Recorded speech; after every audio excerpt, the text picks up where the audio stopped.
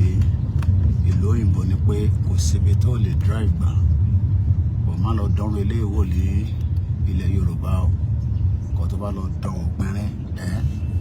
wọ́n gbé ẹ lọ finally nìyẹn ó di ẹran àmúso ọmọ tó ń pè ní ẹran àmúso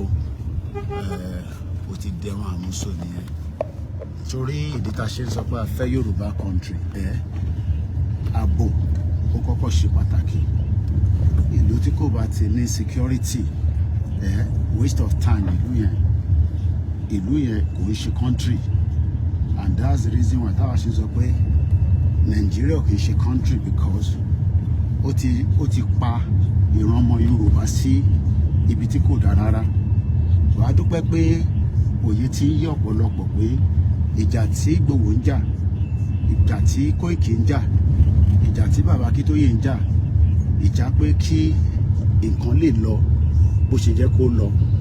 and tó ọ̀nà bá wo ọ̀nà tí mò ń gbà yìí nísìn sórí pé bá ṣe ń lọ yìí gbogbo bó ṣe jẹ́ kó rí nílẹ̀ Yorùbá náà nìyẹn ká lè lọ ní left ká lè lọ ní right ká má rò pé tọ́wá dẹ̀ ti gba bíbá yìí o ṣé wọ́n ní jí mi gbé tọ́wá dẹ̀ ti jí mi gbé kí ló máa ṣẹlẹ̀ sórí pé àṣẹ fi jáde sínú ìgboro padà ni láti bí almost bí 3 minutes àfi gba bíbá kọjá mo kàn fẹ́ kẹrin ní o tá a bá ń pariwo a fẹ́ kúrò nínú Nàìjíríà gbogbo bí tó wá ń wò yìí àwọn olówó tó ń gbádùn ayé wọn níwọ̀nba kò yẹ nísìn so tó bá yá gbogbo wa pátápátá ní ọ̀rọ̀ Yorùbá nation ló máa yé kọ́lọ́n kó jẹ́ kí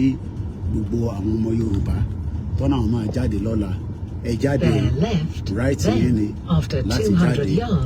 ẹ jáde tó gbé right yẹn so àníríjù bẹ́ẹ̀ lọ mo kàn ní kí n finú gbóyàn wọ̀nyí tàdé ti fi jáde sínú ìgboro KOIKIMEDIA bringing the work closer to your doorsteps so bó ṣe jẹ́ nìyẹn bye for now.